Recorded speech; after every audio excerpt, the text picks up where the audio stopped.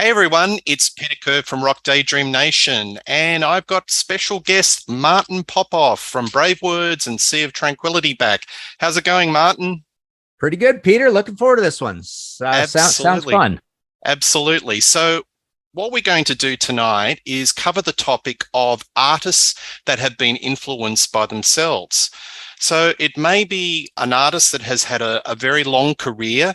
They've changed lineups or sonically they've changed through a long discography, and then their later albums they have gone back to their earlier influences. Maybe it's their first or second album, maybe it's just how they used to sound. Two picks each, those that work and those that don't. So Martin, why don't you hit me with a pick that you think actually works under the category Okay. of artists influenced by themselves? All right. So this is a very subtle one. Dio with Killing the Dragon. So there's the cardboard of that. There's the actual good album cover on it. Very cool album cover. So the idea here is that this is a band that Ronnie for some reason got into a mode or a mood or a habit where he liked slower stuff. And so you've got Lock Up the Wolves, you've got Strange Highways, you've got Angry Machines, you've got going back to Black Sabbath and doing Dehumanizer. Everything he was doing tended to be slower sorts of songs. I have this on the brain because I actually have my second half Dio of my two Dio books coming out next week, and I called it Killing the Dragon because I love Killing the Dragon. But the point of this pick is that I feel kind of frustrated by that slower thing he was into, and I asked him about it, and he said that it's easier to write lyrics and to sing and to be expressive as a singer over slow stuff. With fast stuff, it's more like a wall of sound sort of thing. So with Killing the Dragon, this is the lone album he does with Doug Aldridge back on guitar. And Doug really wanted to steer him, prod him as much as he could, and it worked. To going back to that, faster, nimbler, Viv Campbell sort of era that everybody loves, from Holy Diver through to definitely Last in Line, and less so Sacred Heart. But I love Dream Evil. That's why I called the first Dio book Dream Evil. And that's not Viv Campbell. But so this record is far and away my favorite of the entire Dio canon after the 80s. And yeah, tracks like Killing the Dragon, Along Came a Spider, Better in the Dark, Push. Everything's a little more up tempo and tighter and catchier and a little more nimble on this. And unfortunately, it's the only record he did with them, and then you go back to he ended off the whole Dio thing with Master of the Moon. Well, there's Magica and Master of the Moon, and both of those are slow. So he likes like big, doomy, slow structures, kind of coagulated. It feels like because he's got these big, powerful drums at the bottom end. So people are not particularly fans of Magica or Master of the Moon, but this is the one being influenced by the earlier band. Whether it all comes from Doug or Ronnie's going along with it. Maybe Ronnie's going along with it a little bit because the other stuff ain't selling either. The slow stuff, it's bumming everybody out, kind of thing. So I think this is a band who's influenced by the classic Dio band. Versus the other stuff, which is more like Ronnie just deciding to be slow or being somewhat influenced by Black Sabbath, say, sort of thing. So that's my first pick, Killing the Dragon. Oh, that's a good pick. Do you think Ronnie was influenced what was happening in metal or hard rock at that particular time, or was he like an entity of his own? He just did his own thing. I think he did his own thing. It is a very like well-esteemed franchise. It is a little bit of a snow globe band in terms of like it is an environment that he had created. He one of the things that he says, this is another quote of his. he would tell the guitarist or Jimmy Bain or whoever, if something was too up tempo or whatever, he'd say that sounds a bit jolly. So he didn't want to be jolly with any of his songs, right? So he's a classic heavy metal guy, but rarely was he influenced by anything. You know, I can't say that he was influenced by Cathedral or Paradise Lost or My Dying Bride or anything to be slow. I doubt it. Although, come to think of it, the first time I met Ronnie in person, My Dying Bride was the support band. So that's kind of interesting. But no, I don't think there's really any influence there other than maybe he might feel that, Black Sabbath, like I say, but no, he's just moving along in his own path. Something I almost like to call American power metal.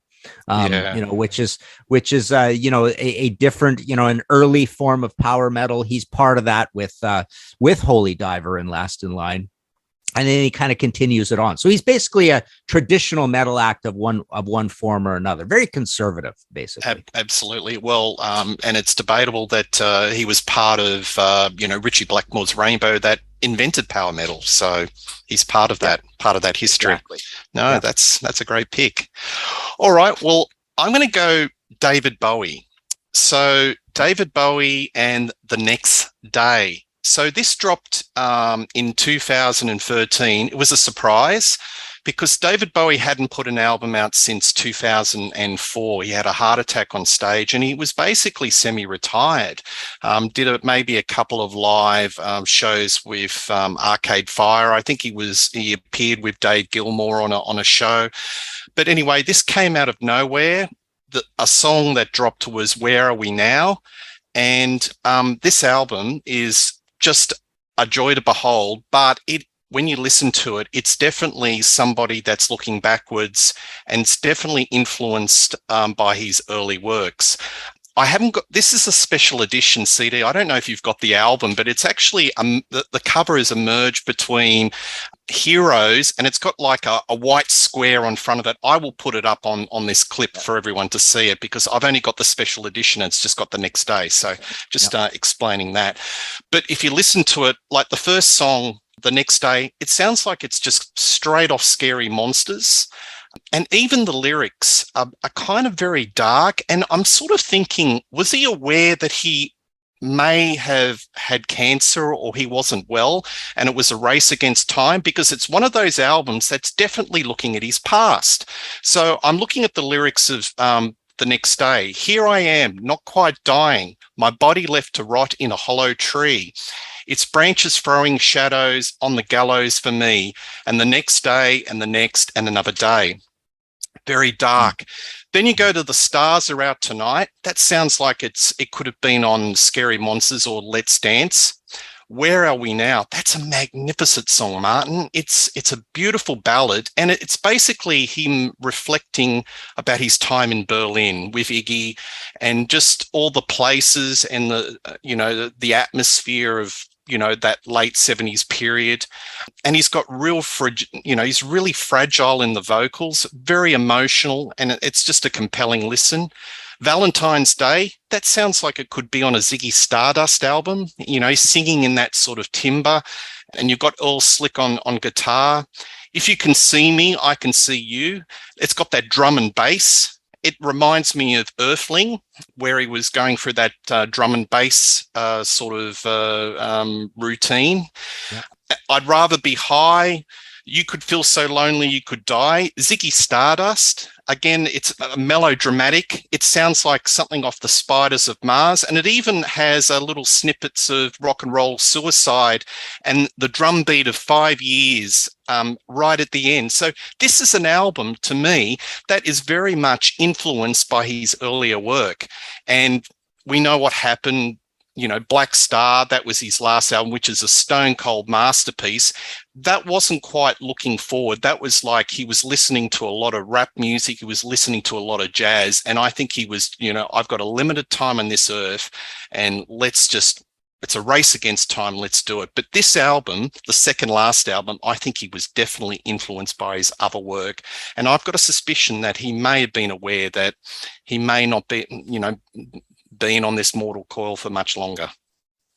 Yeah, that's an excellent choice. I thought of Bowie too, and I thought, he goes through all these phases, and usually he's known. It's the main narrative of David Bowie is not going on his past work, and the way you describe that, it's interesting that it's almost a whole extra level of being influenced by your past, because here he's almost like being influenced by his history in a lyrical and just his life sense, rather than directly the music, well, although the music does as well. But but all along you could have said in a way that there's an abstract way Bowie could be influenced by his past, and that's being just super creative. But it takes this is hard to explain, but it would take a pile of songs all together on an album to say, are there enough of certain styles here that it feels like the past? And this is Next Day is probably the best choice for that. Like you say, not really Black Star. I think Hours, although I love Hours, it's maybe too mellow. I would put Heathen almost in the same class as the Next Day a little bit as well. But yeah, you certainly would never say Earthling was, hey, this sounds like old David Bowie, or and then he had his commercial period in the 80s where you would say those three albums together, sound like old Bowie or whatever. Although you might say Let's Dance is a throwback to Young Americans in a certain way, I suppose. Yeah. But yeah, it's a thorny one, Bowie. It's hard to but you found the right one, which is pretty interesting. So yeah. And it doesn't hurt that it's got the old producer Tony Visconti on, and you've got a lot of the old regulars like Gail Dorsey on bass, Earl Slick's back in the band. So it feels like he's got the family back. But yeah, it's definitely that's great. Yeah, there's backwards. More proof. Yeah. All right. Okay, so my second choice is Scorpions' Rock Believer. I don't have a physical of it. It's crazy that I don't have one of these because I actually interviewed two of the guys for this album. But now the reason I went with this one is, again, subtle. So what's the first thing about your mandate is bands later who are influenced by themselves. So that always means, because I looked at a whole pile of bands, and there's a lot of bands that didn't change enough to say that there was any period where they went away, but Scorpions definitely went away. I mean, they had the early sound, then they had the Matthias Yabs era. But they definitely went away for a really poppy one in Eye to Eye. They had a concept album in there in Humanity Hour 1, and Face the Heat is pretty light as well. But the subtle thing is, after that, they started to try to act like we can write like our heyday when we sold a lot of records, which is Blackout, Love at First Sting, but you never felt the confidence in them. You didn't trust what they were doing, sort of thing, that they could do it. And it's almost like they had one foot somewhere else, and they were trying to write novel, different sorts of songs along the way. Well, along comes Rock Believer, and just the stupid story is that somebody at the label in Europe said, "Oh, you guys should go out and do an album like Blackout," right? So it's like, and they go, "Whoa, that's a good idea." It's like, we didn't think of this before. Like, come on, it's just a weird. It's almost like a Spinal Tap-ish sort of thing. Like the label says, "Go do an album like Blackout," and get, "Wow, what a great idea!" So it's almost like there was this bald face, easy, obvious suggestion sort of thing. And then they went and attacked it with a little more consciousness than they might have across Return to Forever or Sting in the Tail or any of this stuff. So what they came up with was a really good heavy album that the fans all love. And it is very Blackout. It's even got like Seventh Son, which is sort of like a China White on there. You've even got a throwback to like Herman Rarebell's kind of dumb lyrics, right? Yep. The lyrics, this album, they get a lot of stick for the lyrics on them, but they're a little bit of that English as second language sort of thing. Still, it's like, come on, at this point you should be able to do better lyrics sort of thing. But anyways, you go through the track list, and there's just so much cool experimentation, and it's almost all pretty heavy, and there are various touchdowns to Blackout. And what I love about it as well is when you get to the limited edition of the thing, they add another 6 songs that they wrote for this. So now they're up to 16 songs, and those are even like really good creative songs, but they're still heavy. So it's almost like they they definitely, tried to, recapture the magic of Blackout. And I'm glad the guy didn't say, go do an album like Love at First Sting, because Love at First Sting, I always call that like Scorpions' Kiss album, right? It was a big disappointment to us as kids, compared to Blackout, right? So it's good that they said Blackout. But they also are they've also got the creativity and the excitement of Blackout, which just seemed to be missing from albums where, they're almost as heavy as this one, the last few albums. But this one, I really feel like, it's almost a humorous. We're influenced by ourselves because a label guy told them to go do an album like Blackout. So there you go, Scorpions Rock Believer. Well, that's a good one, and I know that you've been championing that album from the get-go, and I bought it, and I was pleasantly surprised because I think they'd been treading water for a considerable period of time. And Klaus, he's sounding magnificent. He's still got the vocal pipes. But look, that's a good pick.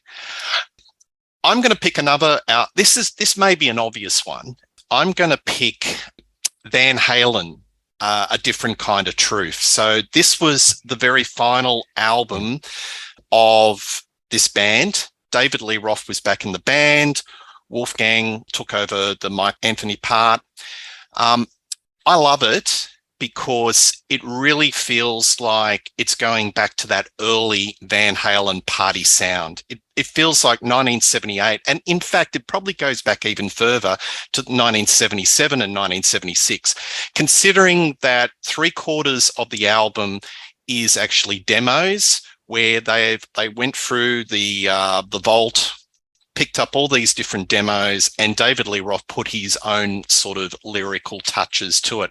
There are some new songs that David wrote, but I think this whole album is effervescent. It's got that sort of sound, like I even like Tattoo. I know it gets a lot of crap, but that was the first song on the album, and to me, that feels like that could have come off 1984. I love the lyrics of David Lee Roth. I think he's very eccentric, and I love his observational lyrics. There's a lot of tongue-in-cheek humor. Something like with Tattoo it's just off the wall, but it's enjoyable. She's the Woman. I think that's an outstanding, that's a bit of a stonker, again, off the 1976 demo. To me, it feels like it's just got that great party rock vibe. You and Your Blues, that's a straight up new song, and it really fits in well. It's got a real groove to it. Chinatown, Blood and Fire, Bullethead, a lot of these are really kind of fast-paced bangers, Martin. And for a band of their vintage, it feels like they just got that joy of like being almost like in their early 20s or, late teenagers and just enjoying and rocking out. And again, I'm thinking, does Eddie know something that maybe he may not have been on this earth too long? And, let's just go for it. Fire in the belly and just go for it. As Is, which is a new song that was really good. That sounds, I love the lyrics where he's talking about the business. Honey Baby Sweetie Doll, Stay Frosty, which was like a sequel to The Ice Cream Man, Beats Working, Final Song. I think it's just a killer. It's a killer album, and I think it's definitely a band that's, they're really engaged with the material. They're reflecting back on the early material of Van Halen, how they used to sound. Because let's face it, this band has gone through a lot of different sounds, a lot of different lineups. They went through the Sammy and the AOR and the Gary Sharon years. This is going back to the classic Van Halen, and I think it sort of fits this category. Yeah, wow. It's really interesting how all four of ours have subtly different stories about how they're influenced by themselves. And in this one, it's almost the most literal in that it is a bunch of old songs, reworked, new lyrics as well. There's a lot of work done on them, but they're essentially going back to the vaults and grabbing old material, right? So you're right. I mean, they are literally influenced by themselves in that it is like a lot of this is like pre-1978 stuff, reimagined sort of thing. It's really heavy. I mean, what does it sound like in the catalog? I mean, you made an interesting point that it's it's almost like them influenced by the 76, 77 Van Halen, which of course is only in the ether. There's no records at that point, right? Yep. But yeah, it's funny. It sounds, it's got a tiny bit of Van Halen 1, it's got a tiny bit of Van Halen 2, and then probably nothing too much beyond that sort of thing to it. Other than right? Tattoo, I still think Tattoo could go on 1984. It has that sort of feel about it. You're right. Yeah. That is the most probably modern sounding song on it, and they just go for it. And I love the way it's got the tie-in with Bowie, and wondering, because Eddie definitely had been fighting cancer, right? Yeah, and so, it's so much fire in the belly with his playing. It's ferocious, and it's really more up tempo than a lot of the later Van Halen albums in that original lineup. Yeah, sure. So I think the Sun had a lot to do with it. I think Wolfie was really sort of just encouraging Eddie just to come on, let's just go with it. Yeah. Do you want the honorable mentions on the good side before we go to the bad why side? not? Yeah, go for it. Okay, so let's do that. So I haven't pulled samples for all of this, but Queensryche to me is a band like this. They went through all sorts of contortions with Jeff Tate along the way, but now in the Todd era, they're basically sounding like the ideal things that the fans would want out of Queensryche. They're heavy, they're technical, they're essentially progressive metal, giving you the best of Operation Mindcrime, The Warning, even the EP at that point. So Queensryche's one. Anthrax is a debatable one. They did go away, I suppose, with Volume 8 and whatnot. And then I guess in the John Bush era, you could say they were a little more grungy, I suppose. So I don't know if the new stuff, I would say the new stuff. I love recent Anthrax. It's almost my favorite kind of Anthrax. So the recent albums, sure. I think there's a real joie de vivre and a melodic thrash feel, certainly from Joey. You get a very melodic feel out of these new songs that reminds you of classic Among the Living or Spreading the Disease era Anthrax. Machine Head's another one that famously went away with a really bad sort of new metal-y album, and everybody loves modern day Machine Head now. Metallica's an interesting one. I did pull these out. So the latest 2 Metallica albums, you could say they are definitely influenced by their old self in that they went away for Metallica. They went away for Load and Reload. They went away for Saint Anger. So they were on a few different trips along there, but now they're fast and technical and thrashy, where, with these long songs, it's almost like they're a cross between Master of Puppets and Justice for All these days on both of these. I basically think, the album covers are similar, and I think the music is kind of similar between these two. The Cure is a funny one where, in a sense, there's quite a debate on whether, The Cure or 413 Dream or even Blood Flowers are a melange of, previous Cure styles or previous Cure emotions, sort of thing. There's a bit of a debate whether these are successful or not at doing that, but they certainly, it's not Wild Mood Swings. Like Wild Mood Swings is a Cure album that is still going way off into some new thing. And these other ones are not into a new thing. They have touchstones of the old. And then my last honorable mention on the good side is Uriah Heep, where I think all of the Bernie Shaw era Uriah Heep is essentially celebrating the heaviness and the past and the shuffle and the Hammond organ and all that sort of stuff. All these Heep albums are quite good and the fans love them. But you would not say that they sound like a Abominog era or any of the 5,000 eras they had between 1974 and 1980. 6 years. It's essentially Heap is giving you that magic of Uriah Heep 1, Very Heavy, Very Humble, or Look at Yourself, or Demons and Wizards kind of thing. So yeah, those are all my honorable mentions on the good side. Yeah, very good. Oh no, that's nice. I guess on the honorable mention, I was going to put ZZ Top La Futura. So that's very much Rick Rubin seems to be the specialist of looking after artists that have had heritage careers and doing that last couple of albums. So I don't think it's their best, but it's definitely a very solid album and definitely looks back to the early days. And I might even be controversial, and I might even put this album up, Martin, and say this, that does look backwards, right, to some of Ozzy's earlier work with Sabbath, and especially when Tony does a couple of the guest spots. This album's been very controversial. It's very divisive. I'm definitely on the positive side on it, but I think it's got that classic rock sort of sound, and I think a lot of it does sort of look back to the old Black Sabbath. Okay, cool. All right. Actually, I did pull out my Anthrax stuff. So there's recent Anthrax. Good albums. So you want to hear a bad one now? Yeah, bad or could have been better. Mine are not totally bad, but just could have been better. All right. So influenced by themselves, and it didn't work out very good. One I always think of that's a little bit like this is Iggy Pop Instinct.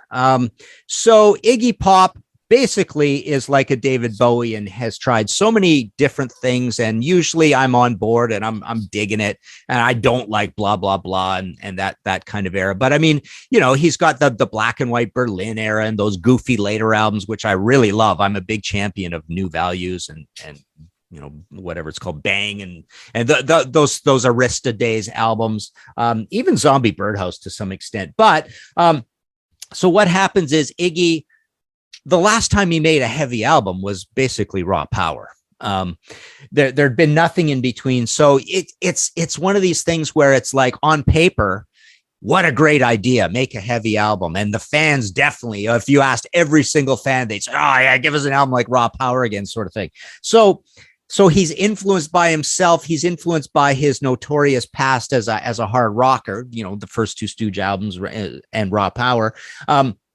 And so he gets together with Steve Jones and does this album, which is basically heavy throughout. But it's very uninspired. The recording isn't very good. The drums are big and blocky and loud, but it's still stodgy. There's no grooves. The songs are very geometrically, not a lot of thought put into the riffs of them.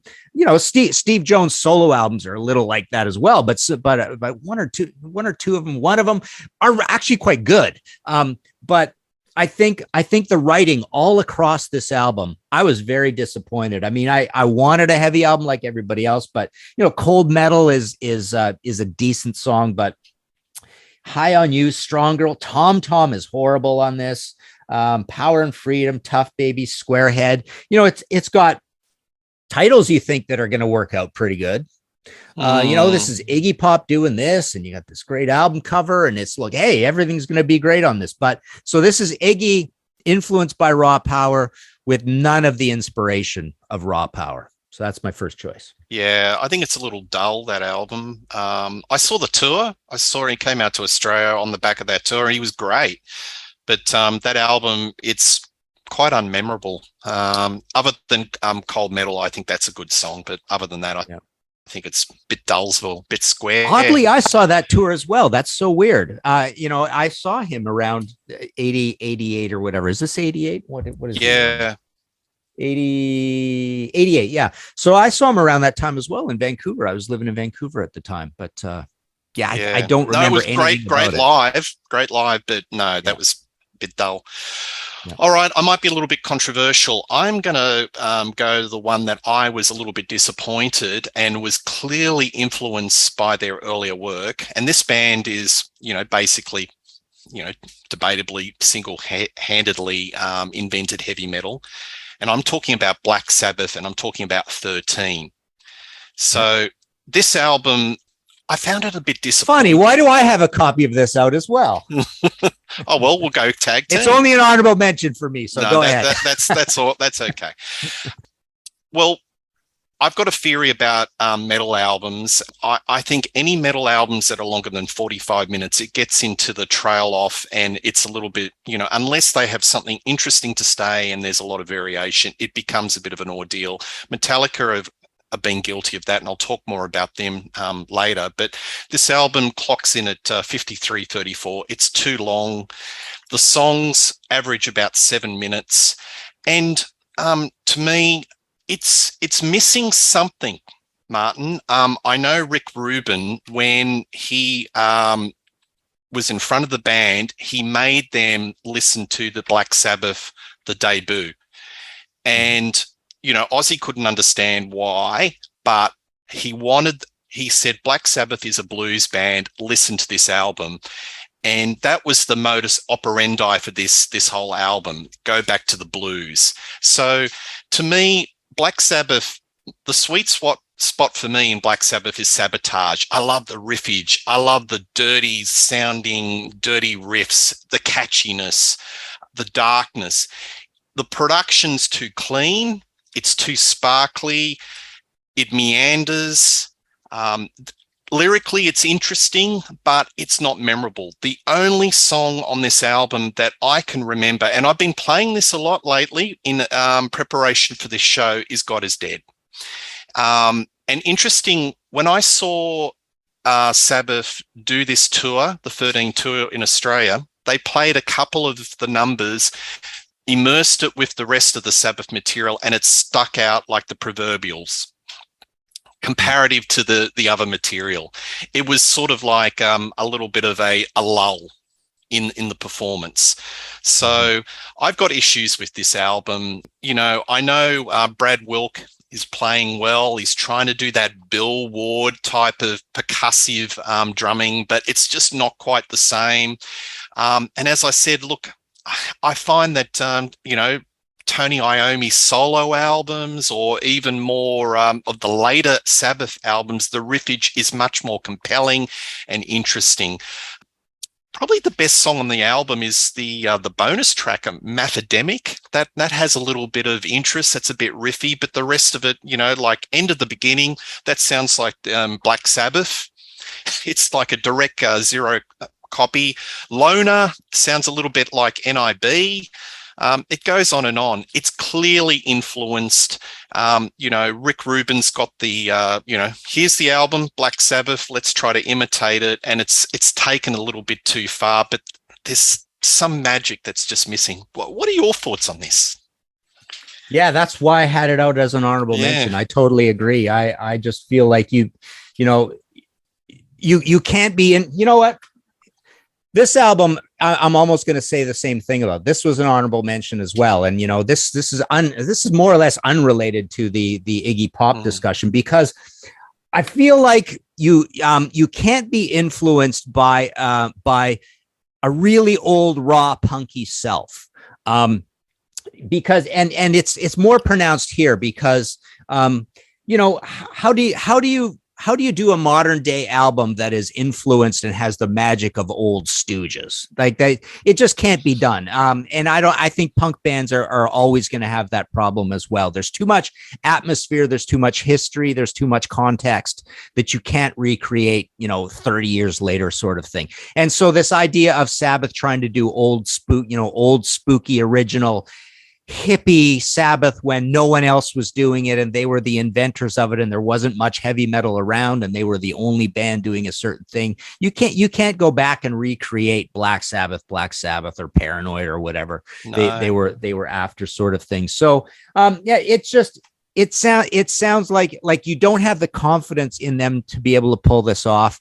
You don't have the confidence in, Geezer telling us for years, I don't want to write lyrics. I'm glad Ronnie took over writing lyrics. So now he's in there and he's trying, and you get the vague sense that there's all this corporateness around it, that there's probably some help being done on certain things along the way. Rick Rubin has kind of,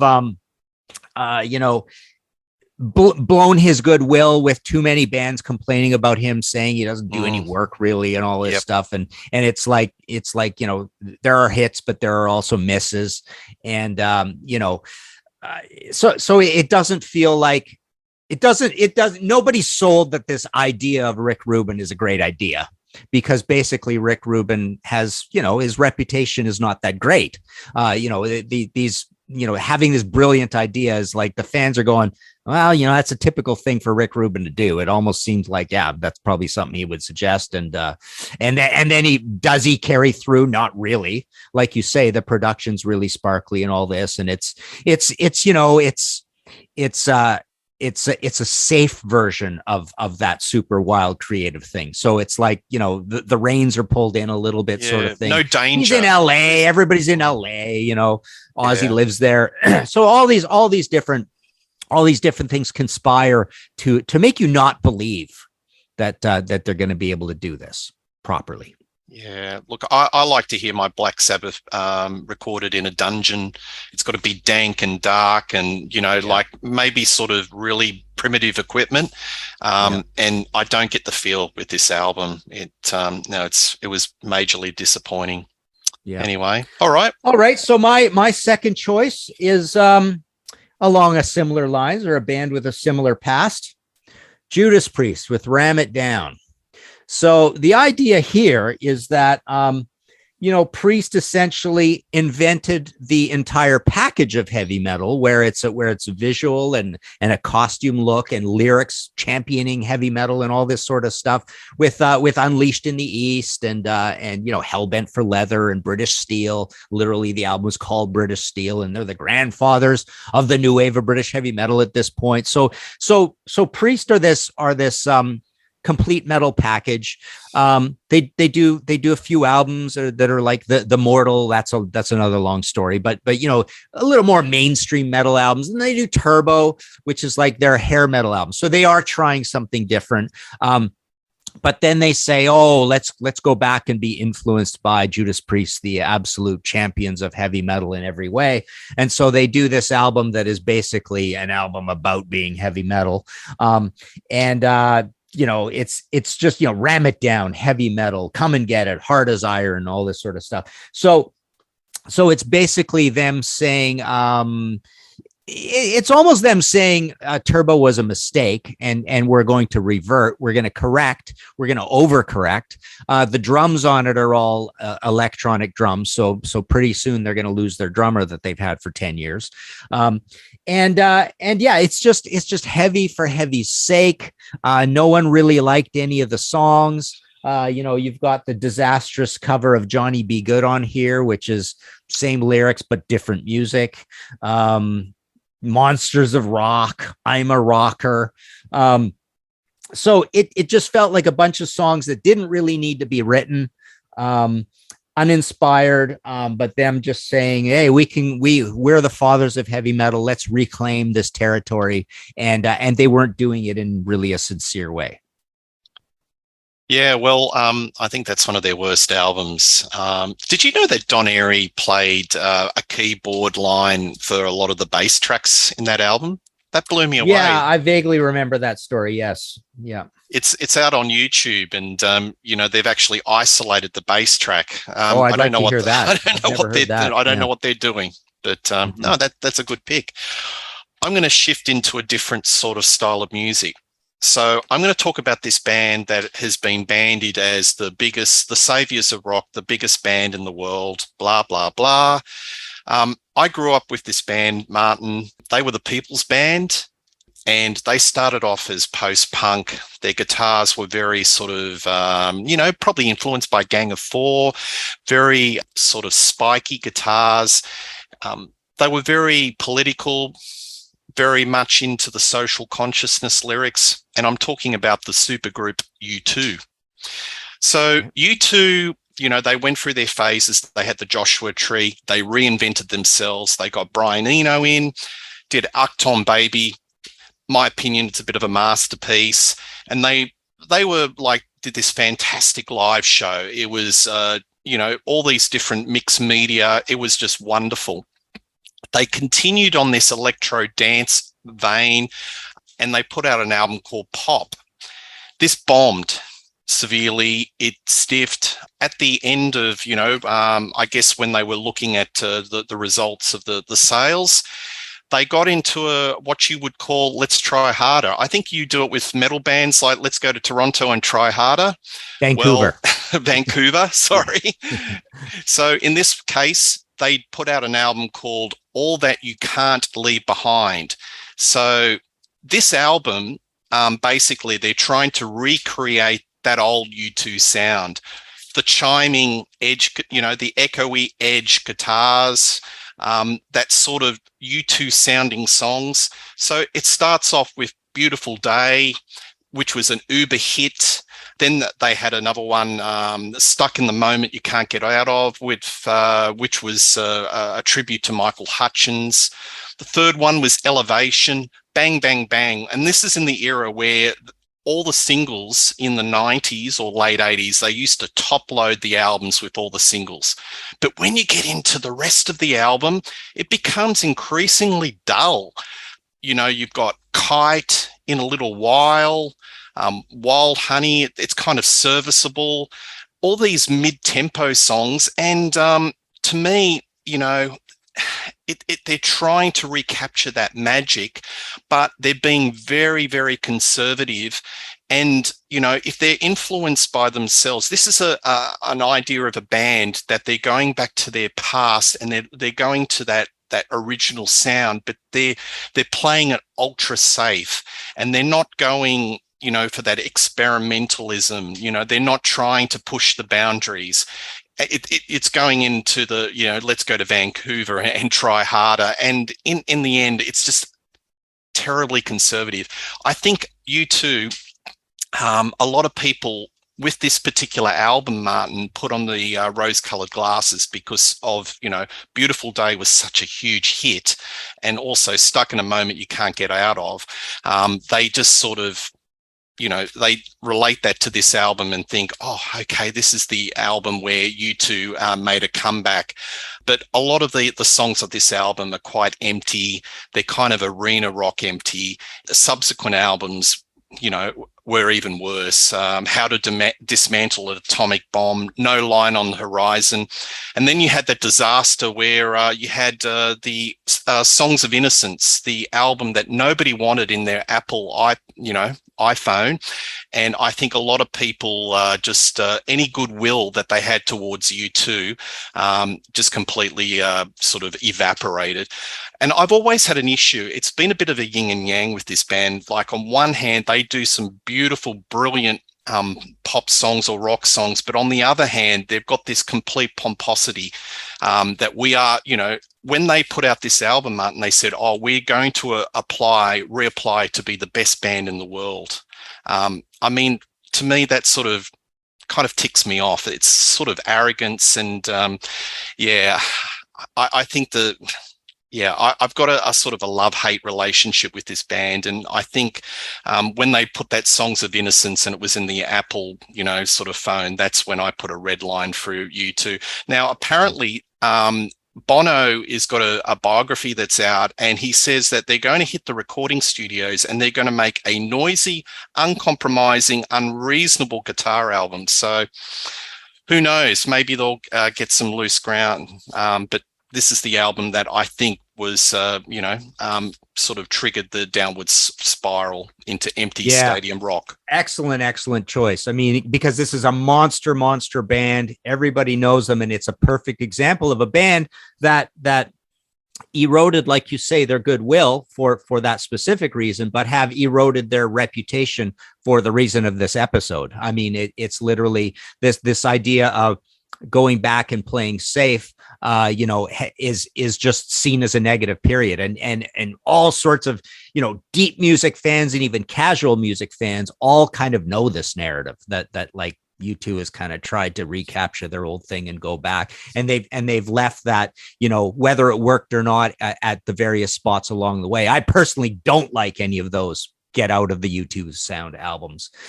But millions and millions, tens of millions of people love them, right? But they were being creative, they were being exciting, they were being creatively fearless, they were trying new things, they were ripping it up and starting again, as they say about post-punk, right?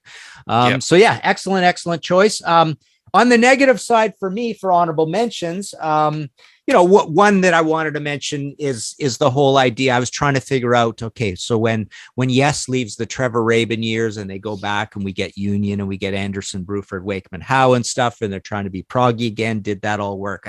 Kind of not really. But another one that I think is really interesting in this respect is Kiss Psycho Circus. Oh dear. So this one literally, again, in another dimension of going back and being influenced by themselves. It's the original lineup, even though Ace and Peter don't really do a lot on it. But so there's that. But also, what they're trying to do on this is be influenced by being dumb Kiss for adolescence again, right?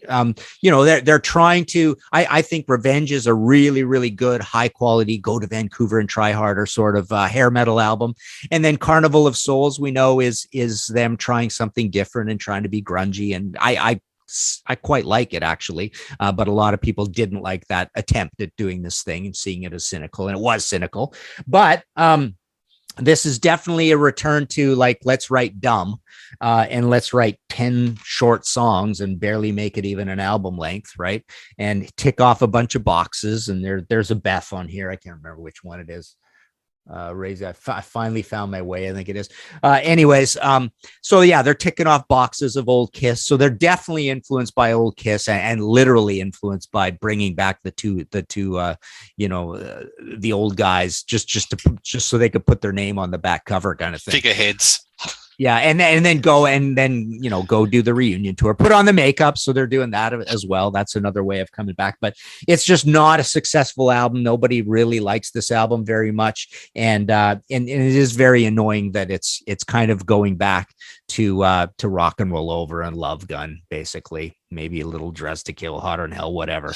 But mainly Love Gun and Rock and Roll Over is what I feel this is going back to, and it's purposely trying to shave IQ points off. If that can be possible. Thanks, Martin. I love that. It's I think it's an album by it's got a cast of thousands on it, hasn't it? It's got session players galore, everything but the original four. I think they only play on one track, don't they? Well, I think it's Peter on one and Ace on two or three kind of thing. Yeah. And anyway, I'll throw in my honorable mention, and I'm actually going to go a little bit contrary to you, and it was the as he looks for it, the Metallica album. This one, too long. Oh, I know. I agree with you on all that. Absolutely, yeah. That's my main complaint with all that stuff. That's why I said "And Justice for All," right? Yeah, Hardwired to Self-Destruct. It just goes on too long, and a lot of the songs are sort of mid-paced, very samey.